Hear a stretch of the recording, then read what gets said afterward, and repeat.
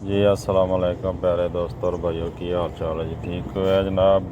मेरे बेटे आंदे उस्ताद हैं उस्ताद चौधरी माजिद रज़ाक साहब उन्होंने घर की लाल तूफान मादी है तो डब वाली ते अगू इन्हों दी पट्ठियां जनाब ये स्टैंपां लगवा के टूरनामेंटा शाम शाम तक उड्डियां हुई ने।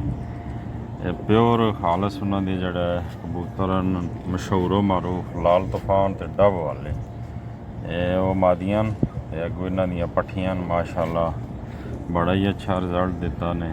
ये साढ़े घर दियां पट्ठियां जनाब। ए पहले नंबर ते सी डब वाली ते फिर जनाब लाल तूफान।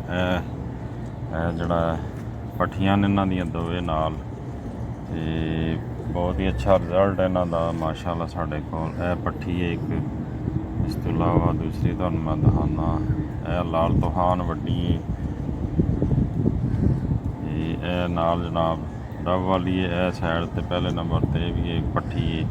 ये दोवे साढ़े कोल टूरनामेंटा स्टैंपां लगवा के शाम शाम तक उड़दियां रही जनाब। उन्होंने स्पैशल दिते सी अपने शागिर्दां नूं दो जोड़े ते जनाब तुहानूं शौक करा रहे उन्होंने पट्ठियां दा माशाअल्लाह। लाल तूफान दे बच्चे ज़ाया नहीं आते। इन्हां दे उस्ताद चौधरी माजिद रज़ाक साहब के जोड़ियां के बच्चे ज़ाया ही नहीं आते और शाम शाम दियां परवाज़ां। मौसम खराब हो जाए तो अलग गल है कि ज़ाया हो जाए, नहीं तो ज़ाया नहीं होंगे। और बहुत सियाने गोल चक्कर ते जाते गोल ते जाते हैं वापस माशाअल्लाह। बहुत ही नायाब मादियां और इन्हों दी पट्ठियां का मैं शौक करा रहा माशाअल्लाह ज़रूर कहना जी।